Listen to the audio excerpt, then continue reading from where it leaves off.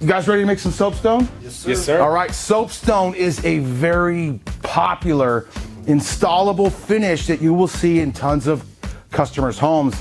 When Mike and I did this for a living, we were out installing. It was Carrara Marble #1, Soapstone #2, followed by Black Galaxy. Those are some OG colors. We're gonna learn right now a simple way to make soapstone using our gloved hands. Stay tuned and Enjoy the video. You got this. I'm excited to do soapstone today because this is one of those recipes that Rhonda taught us over at RK3 in Texas, that hands-on training. right. And it was by far one of those recipes that like half the class has never touched epoxy before. She would teach them the design, they'd turn around a couple minutes later, make their own, and it'd be the first time they've ever touched it. And it looked beautiful.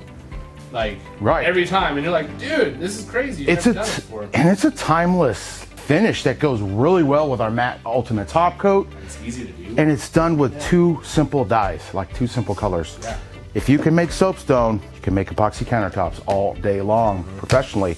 So you're dead right. Out at Rhonda's Pro class, we try to teach you everything you need to know to do this over your existing surface or over new wood, but some folks really need that hands-on, hand-holding training. So over at RK3 Designs, we go out and support the Epoxy Pro classes. They're about every 6 to 8 weeks.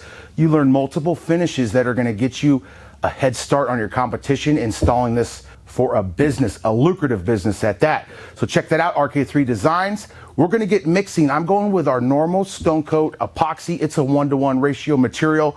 We'll mix for 2 minutes in a bucket. Then we're gonna tint most of that black, a little bit white. We'll spread out our black material over our black painted board. This is MDF. I put a drop edge. I created a rock face edge. I'll leave a link in the description below to a bunch of our tutorials that are gonna teach you exactly how to make this rock face edge or prepare your countertops for Stone Coat Epoxy. You wanna get mixing? Yeah, I'll get mixing right now. Cool. So we like to mix with a paddle mixer on a drill. That is the most effective and efficient way at mixing, but you can also mix by hand. We're gonna mix for 2 minutes with this paddle mixer on a drill. If you're gonna mix by hand with a paint stick, just extend that mixing time, go 3-4 minutes.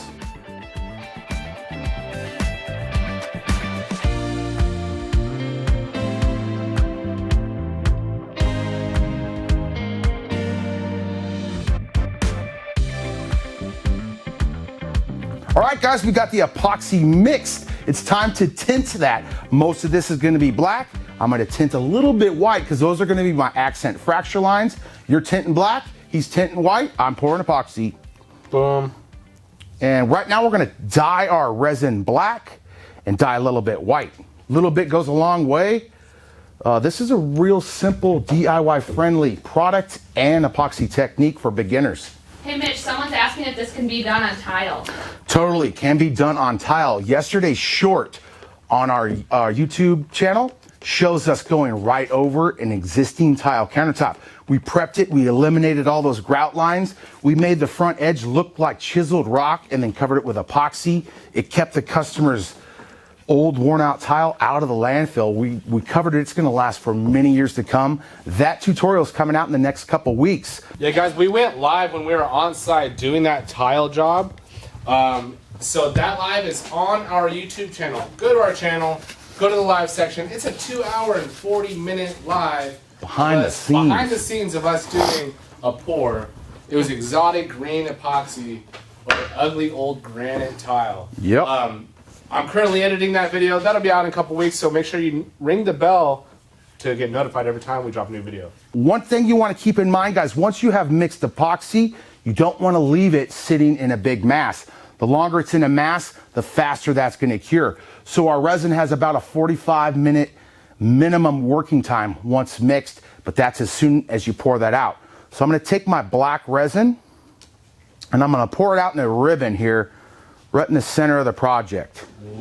Perfect. I keep it off of the edges at first because once the resin finds a way off the edge, it's really going to run.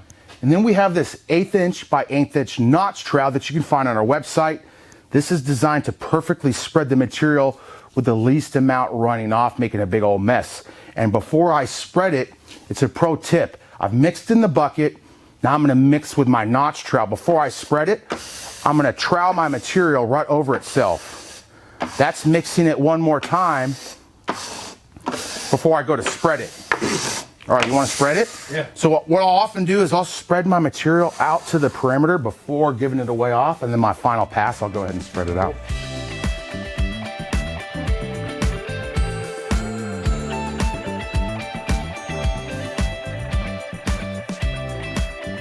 What other substrates can you pour epoxy over? So that's a real good question. Any existing countertop, our formula has been formulated to be compatible. So there's a few prep steps you need to do, going over slick, smooth surfaces such as laminate, solid surface, tile, granite. They're all compatible. You need to clean, abrade, and bonding primer. Then you're ready for epoxy. Plywood, MDF, insulation foam, all good to go with minimal prep steps needed.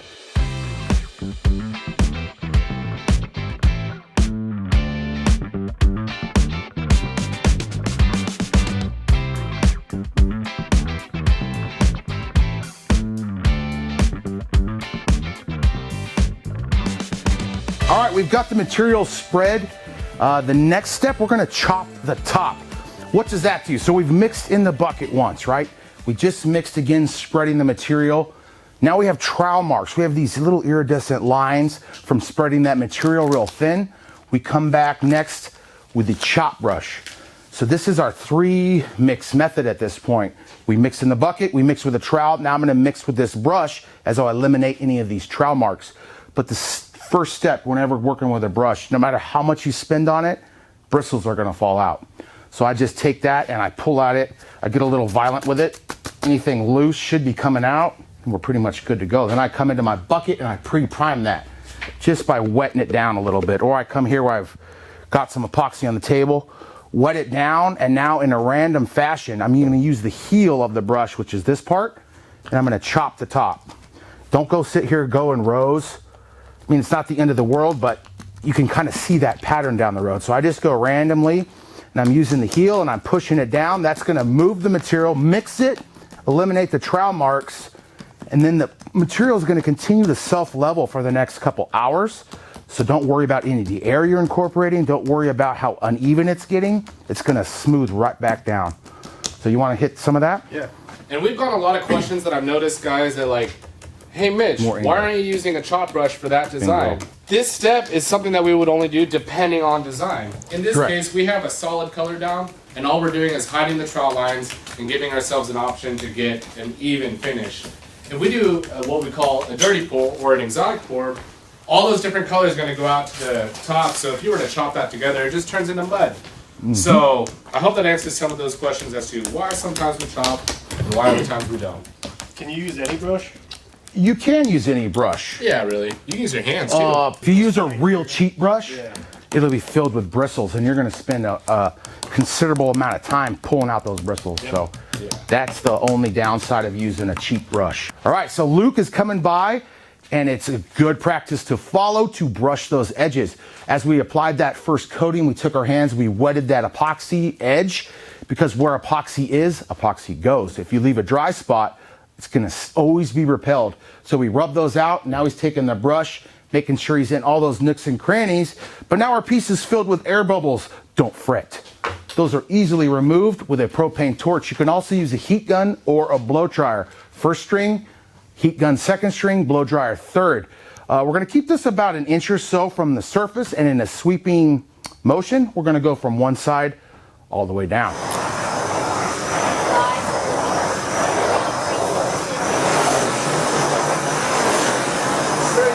So soapstone has a lot of random fracture lines almost. And they can go in every direction of the piece. But what you don't want to do is do a pattern across the whole thing. Sometimes they'll like go real long, and you'll have one come that way. A little more natural. Exactly. You want to try to make this look like Mother Nature made it. That's always the best looking countertop finish whenever creating it. So you've done this before, bro. You want to go ahead and do the first lines. So we're going to build this and layer it, right? So this first white accent, we're going to lay that down. Then we're going to meld that out with our hands.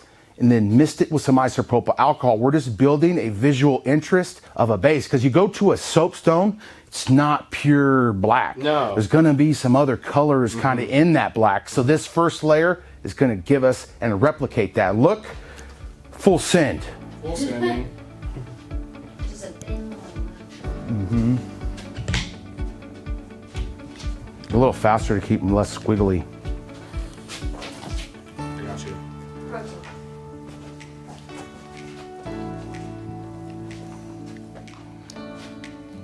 Oh no, what happens if I did a dot, man? It's destroyed. I will never install it. There you go. All right, bam, that's good. Okay, I'm doing one more. Okay. Okay. So now we're just gonna take our gloved hands, almost like what we did yesterday. And yesterday we did a melded marble where I put a bunch of colors out and then we hand melded it. We're gonna do the same thing with this white and just almost real lightly feather it out. Don't overthink it, get crazy with it. Bow, bow, bow, bow, bow, make noises.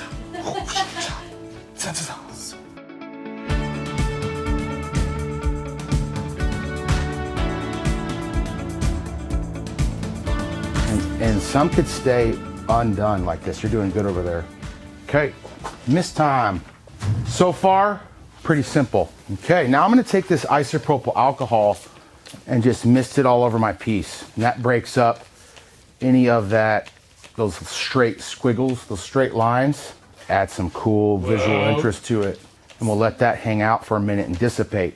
So the 91% isopropyl is the number you wanna go with.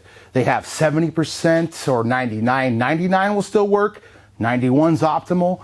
Anything below 70 is too much water content and it can leave dimples on the project. You can see dimples here as I misted it. As the alcohol dissipates, that will self-level back down. So bam, see what that little did? It almost, some of that white we had in there that we thought was hidden, showed right back up. Yeah, look at all that cool design that's coming up through the black now. It's great. Yeah, show the live of this stuff. So it's like probably hard to see at first. They're like, what are they even doing here? But we're just creating a little breakup of that solid black. And then we're gonna come back with more distinct lines. We won't meld them, then we'll just mist it. Yeah, we're in a very ventilated warehouse, but a cool thing about Stone Coat also, it's a VOC product, meaning there's no nasty smells. Not all epoxy is created equal. There's some epoxy that you have to wear respirators. You're gonna stink out your whole house. There's no way you could go do this in your small bathroom, not with Stone Coat. This is not the same epoxy that you get from overseas on Wish. So this stuff is legit.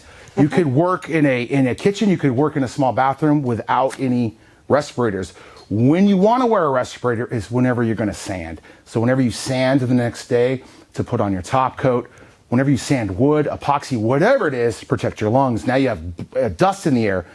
There's practically zero smell to this. Yeah. Or if we go to use spray paints in our epoxy, that stinky stuff, go ahead and throw your respirator on. Yeah. If you're working with Stone Coat Epoxy, our additives, our dyes, you're good to go. What else you got? Question-wise, I have. You already answered isopropyl alcohol, anything above 70%, right? Correct. Yep. It's compatible. We go 91, 9 times out of 10. Someone asked about 99. Totally works. It works. So the difference, guys, is going to be a visual difference on like how much or how little it disperses the colors. 99 dissipates really quickly because it's all alcohol, so it's smaller.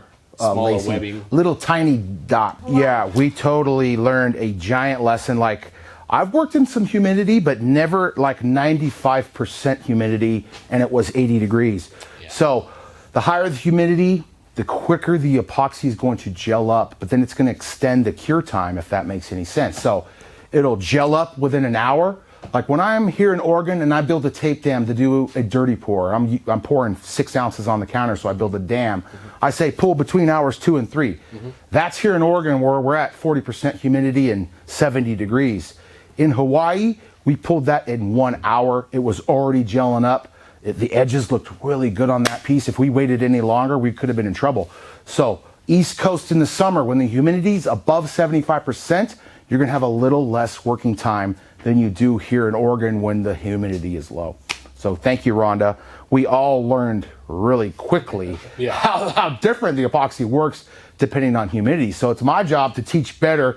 You know, in Oregon, it's 2 hours. In Hawaii and Florida, East Coast, it's probably 1. It's time to apply our, the second layer of our soapstone fracture lines. And we don't have to follow the exact same place. I'm gonna do some, you do some, you do some. You guys good with that? And then you let us know who the best fracturer is. Ooh, that's a good one. Ooh, that was a good one. Wow. Thank you, bro. Would you like one more demo? Please. So it's just quick. Oh, I thought you did. Don't sweat the technique. Yeah, don't sweat it. Ooh. Mark it. Ooh. Ooh. So that's another, pro tip. It's you change the thickness of how much resin. So Right. you load up your stick, you let some go off, you're gonna have a thinner line. If you go full send, it's gonna be a big boy. And notice how he is going off the piece Mm-hmm. and then back on. For this design specifically, everyone, you don't want to like put out the wiggly and do a horseshoe in the middle of the piece. There's no U-turns in nature. no. Very good that's call. the one. Oh, I like that. Nice.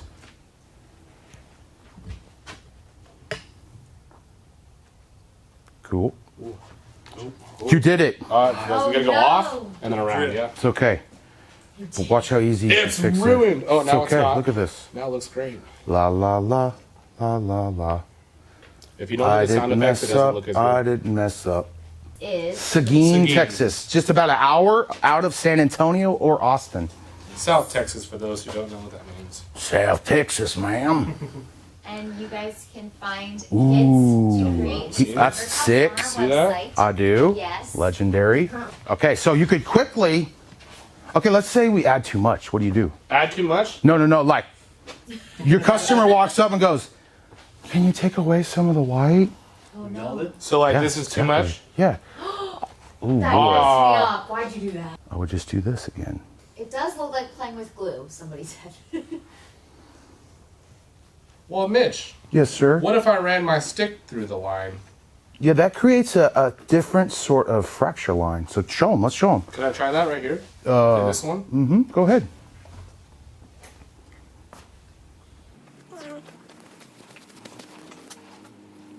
Right, that totally. You see that with soapstone as well. So when you full send and just pull all the way, watch out, Luke. It's going to really atomize it, right, into small bits, little baby guys. Bingo wings. Good too. Yep. So the Italian drip, you know what that is? That's when I was spraying a lot, and then you do the. When the moon hits the pie like a big pizza pie. That's the morning. Yeah, bam. So it gets all busy with them drops, but as that alcohol dissipates, the resin comes back to self-level, and those big drops like can take those lines and do some really organic things to them that make it more natural. And that's really, as a epoxy artisan that makes countertops, I'm trying to mimic Mother Nature as best as I possibly can. That's when I'm winning. But you know, depending on your customers, some customers want wild colors. I'm going to try to mimic Mother Nature with those wild colors, but good job, bro. This is cool. What you think, Derek? Yeah, turned out sharp. Pretty simple, right? Are we done? Like, what's going on? This can be done. This Totally. could be a finish. All on its own, says Rhonda. Aw, Hi, Rhonda. Hi, Rhonda. Is she still watching? Yes, she is. Awesome. We're going to drag some white spray paint, kind of show you what that does. So Rust-Oleum Gloss is the most compatible paint in our epoxy. The matte finishes or the Krylons can float and get real clumpy and kind of, oh boy.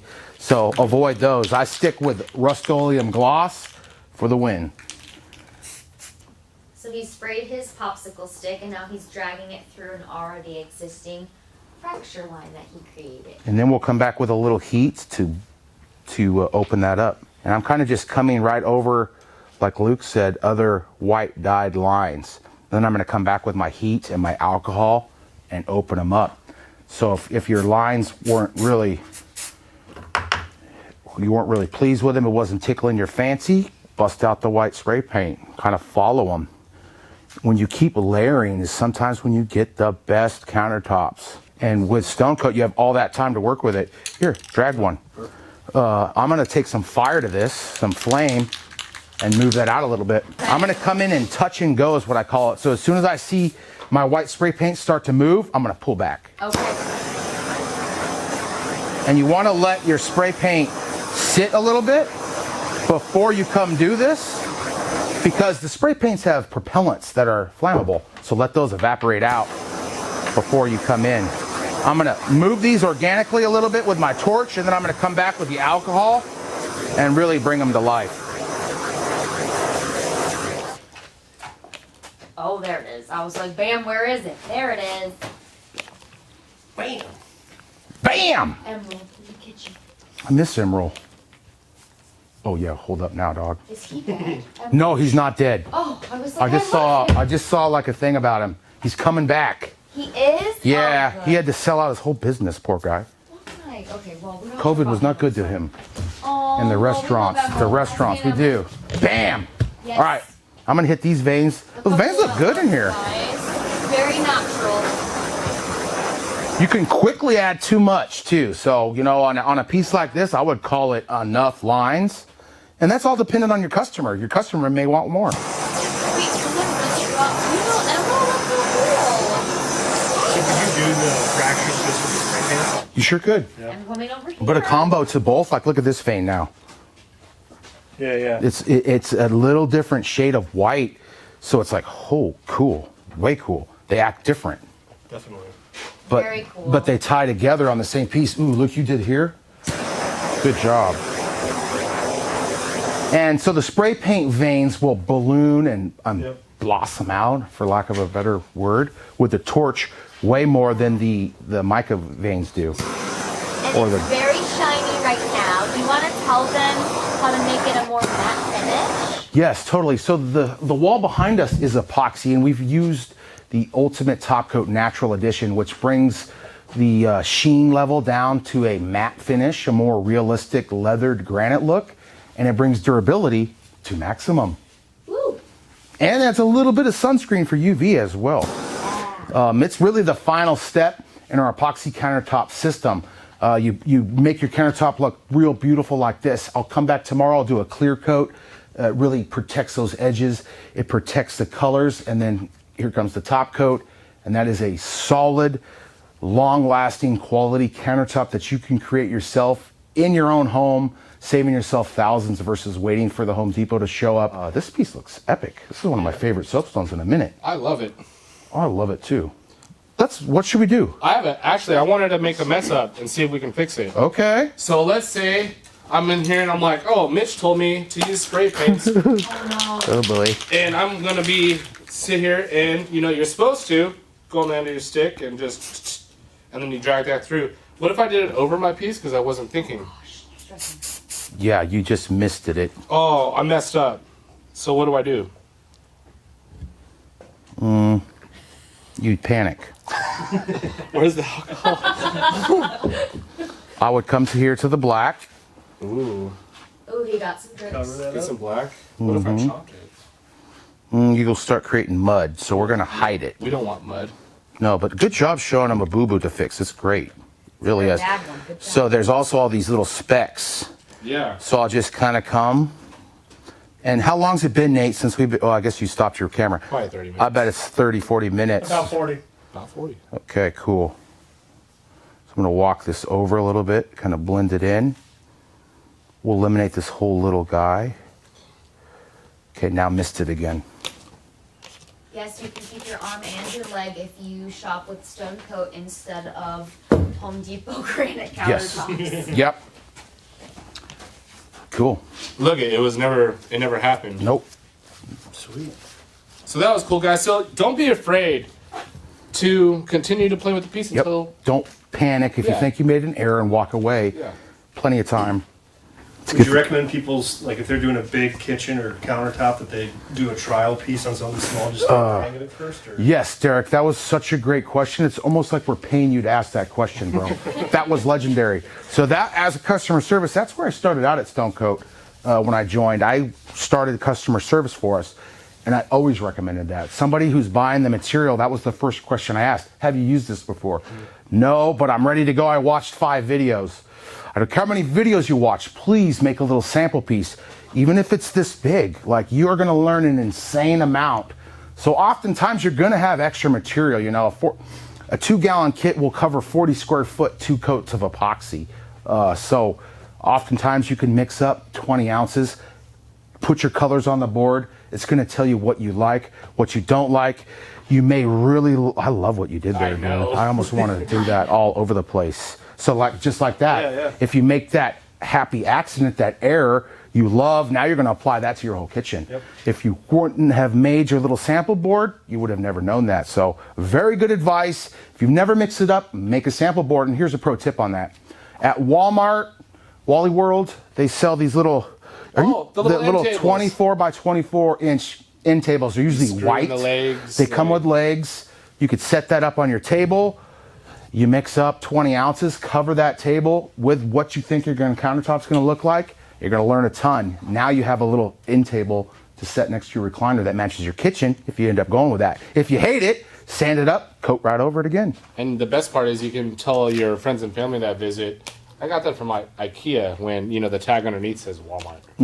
Yeah, because IKEA and they Walmart can't has the sell. same exact table, but it's less at Wally's. Yes. How do they know how much epoxy they'll need? Someone Very wants to good. buy a package right now and wants to know how much for a dining table. Very good. So you're going to measure your dining table, and length times width in feet gives you your square footage. If you're measuring in inches, length times width divided by 144. That's going to tell you how much square footage. For a soapstone look like this, you're going to mix up 3 ounces of epoxy per square foot, and then that's per coat of epoxy. Today would have been 3 ounces. This is 14. What I mix, 42 ounces is down here right now.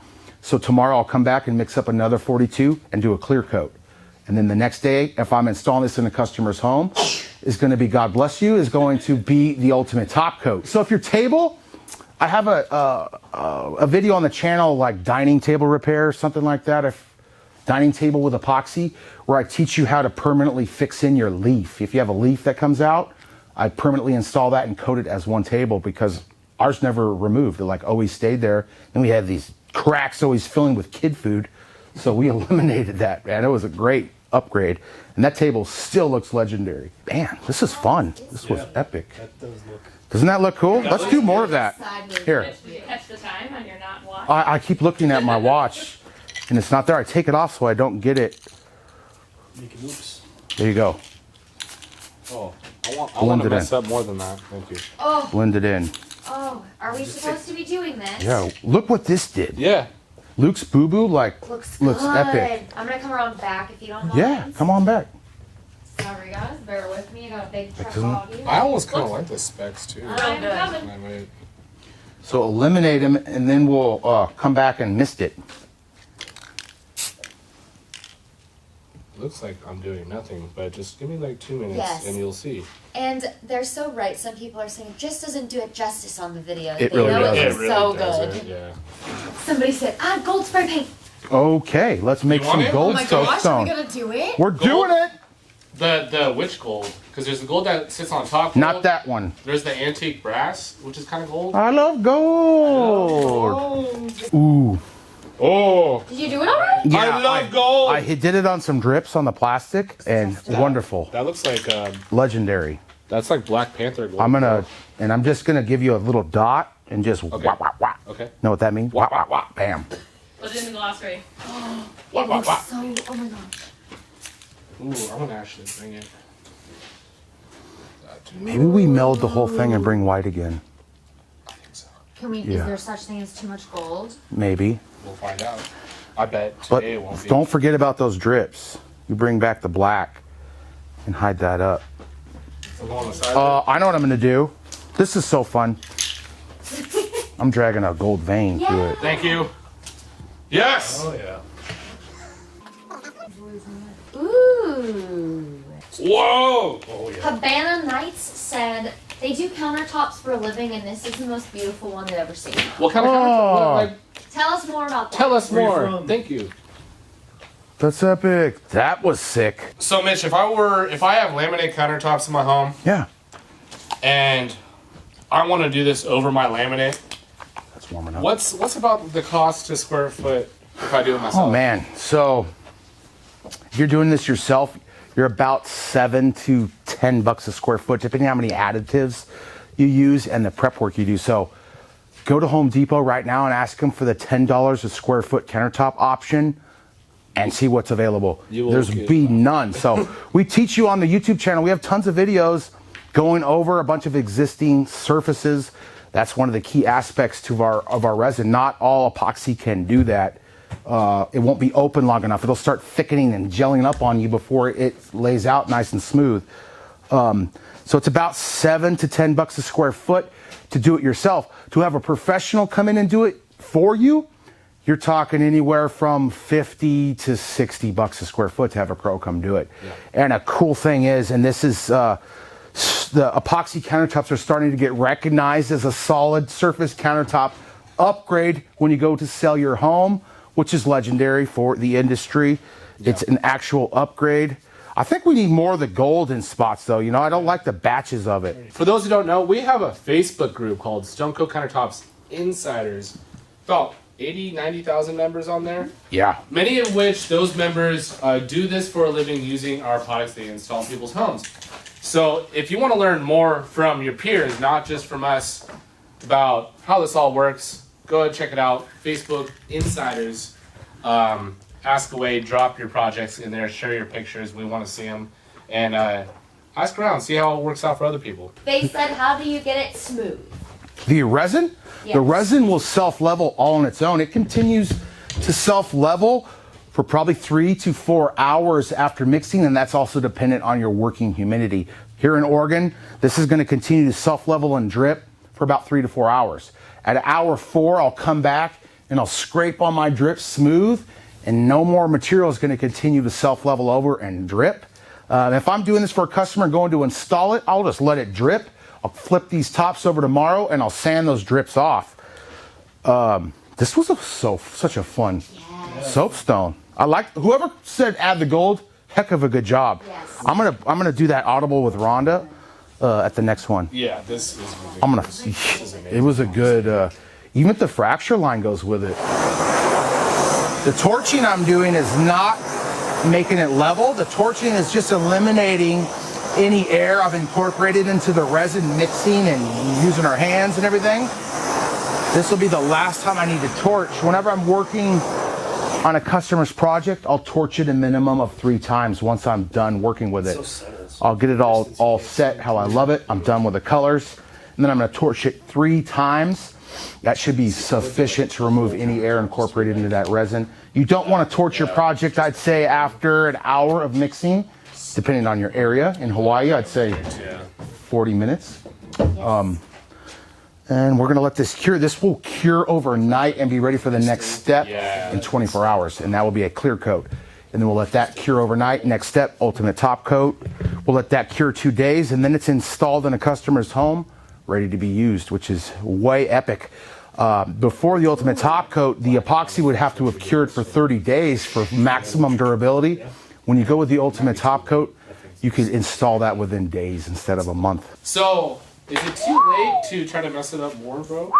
We're pushing it, but what are you thinking messing up? Black fog and Luke fracture wants over. to go. Probably too late to fog and fracture, but let's try. Yes.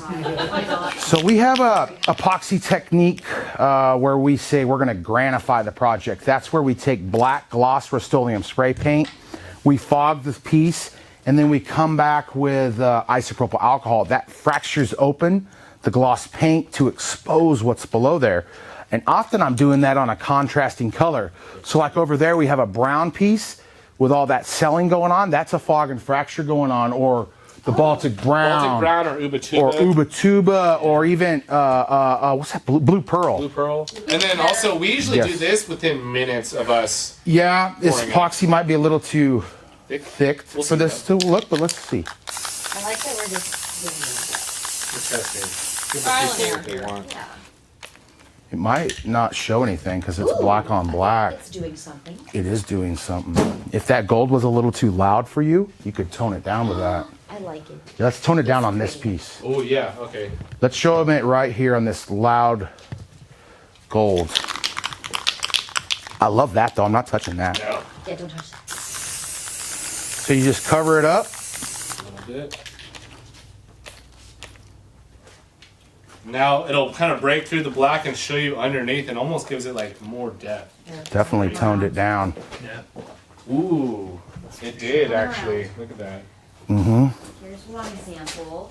Oh my gosh. Mitch, what's in the spray bottle again that you're misting? And this is 91% isopropyl alcohol, just crystal clear.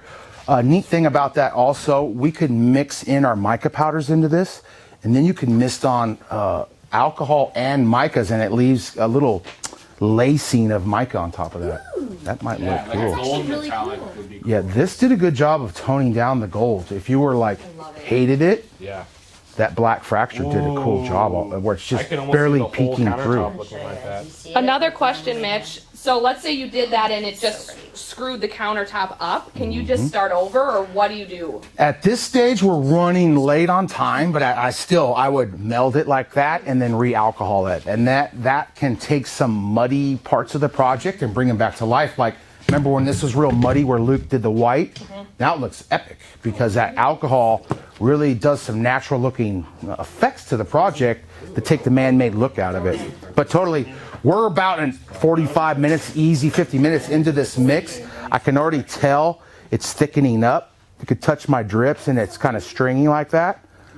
I'm probably going to be done farting with this. I still can. It's still going to, like, look, it's already way more smooth than it was earlier. If you guys So like we're almost towards the end. countertop, So best practice. Now that this project is exactly how I want it, I'm going to walk away from this project. I would kill all my overhead lights. What will the overhead lights do if I leave them on? It reflects a big light on here, and then you'll have kamikaze.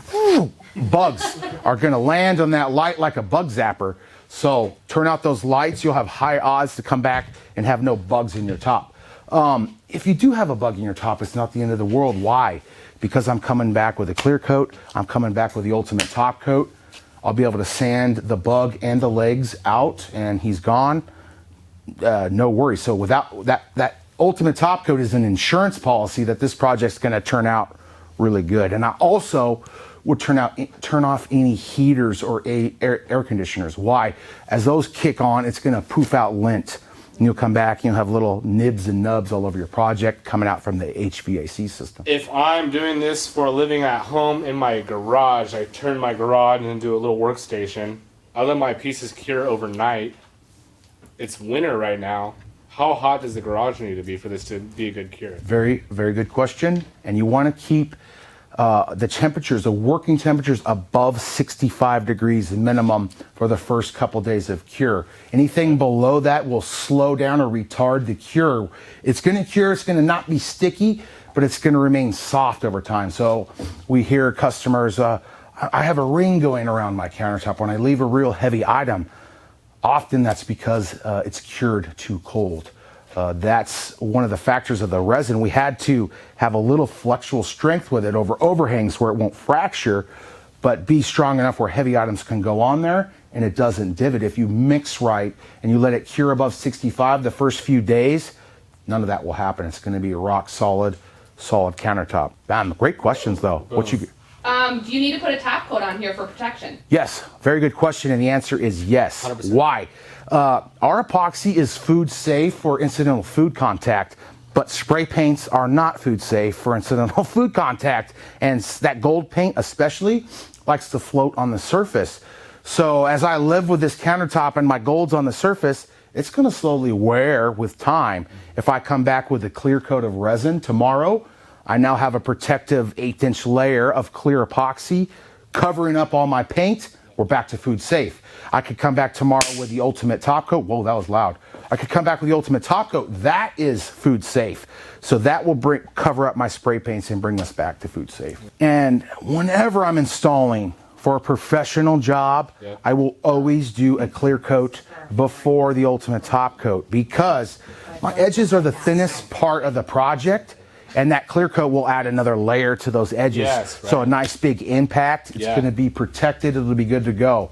2 layers on your edges is way better than 1. Mitch, someone's wondering if they have like the white marble maybe and there's a stain in it, is there a way to get that out, or how Yeah, do you okay. prevent Question. stains? Yes, so the Ultimate Top Coat is the best stain resistor as a finish. If that's not on there, start with the least aggressive method first, which would be isopropyl alcohol. I would mist isopropyl alcohol in there, almost let it chill out on your stain, and then buff it off with a microfiber rag.